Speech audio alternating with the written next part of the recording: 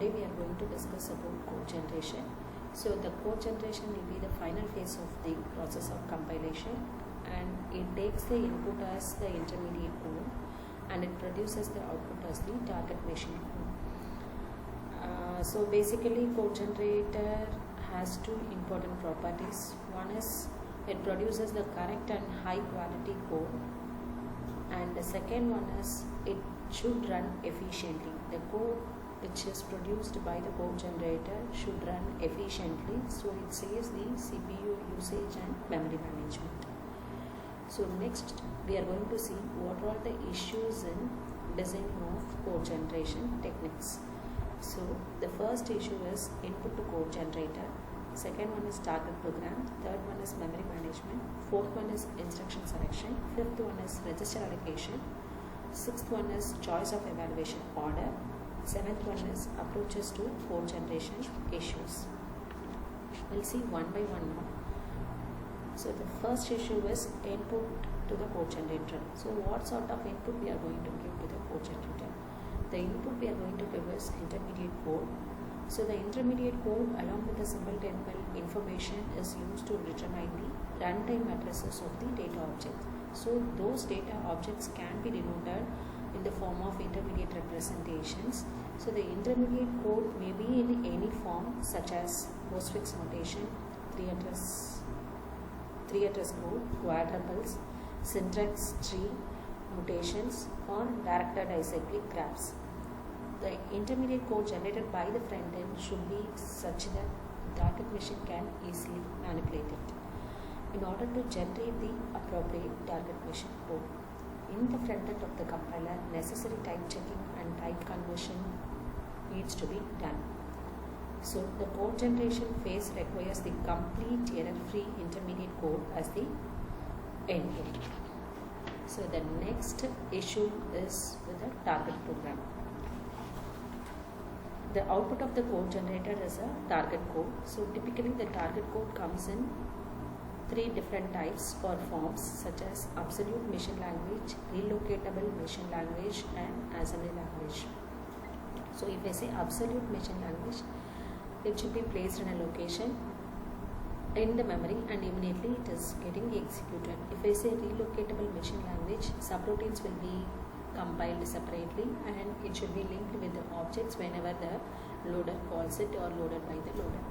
And next one is assembly language. So it is used easily. You can convert the program into assembly language and you can implement that machine level code. The advantage of producing target code in absolute machine form is that it can be placed directly at the fixed memory location and it can be executed immediately.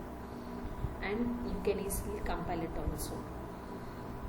And next issue is memory management. Both the front end and the code generator performs the task of mapping the names in the source program to addresses to the data objects which is there in the runtime memory. So the names used in the three address code refers to the entries in the symbol table. The type in a declaration statement determines the amount of storage needed to store the declared identifier. So this way the symbol table information about memory requirements code generator determines the addresses in the target code. Similarly, if the three address code contains a label, then those labels can be converted into equivalent memory addresses. For example, if I say go to J, if at all go to J is encountered, then appropriate jump instruction should be generated by computing the memory address for the label J. And the next issue is with the instruction selection. The uniformity and completeness of instruction set is an important factor for code generator. The selection of the instruction purely depends on the instruction set of target program or target machine. The speed of the instruction and machine idioms are two important factors in selection of instructions. If we do not consider the efficiency of the target code, then the instruction selection becomes a straightforward task. So for that, we have to select the best instruction to improve the efficiency of the program. For example, if I have two different expressions, A is equal to B plus C, B is equal to A plus C. So the second instruction is purely depends on the output of the first expression. So I can rewrite this using target level language as. So for first expression A is equal to B plus C, I'm moving the value of B to register R0. So move B comma R0. Then I have to add the value with C. So adding C comma R0. Then I'm moving the result that is in R0 to A. So my result is stored in the variable A. Move R0 comma A. That means the value of B plus C is moved to A. Then for the second expression, I have to add the value of A with E. So I'm moving the value which is in A to R0. Then I'm adding the value E with R0. Then I'm moving the value R0 to D. Instead of repeating the statements, that is third and fourth line of this assembly language code, I can eliminate the repeated or redundant statement in the assembly language code. So in this way, I can improve the efficiency of the program by eliminating the redundant instructions. And the next issue is register allocation. If the instruction contains register operands, then such use becomes shorter and faster than that of using operands in the memory. Hence, while generating a good code efficient utilization, you have to select the register usage in a proper factor or proper manner. So there are two important activities you have to use while choosing the register or while allocating the register. First one is register allocation and the second one is register assignment. If I say register allocation phase, you can select the appropriate set of variables that will reside in the registers. If I say register assignment, you have to pick up the specific register in which the corresponding value should be stored or resides. So, obtaining the optimal assignment of registers to variable is difficult. Certain machine requires register pairs such as even or number register for some operands and results.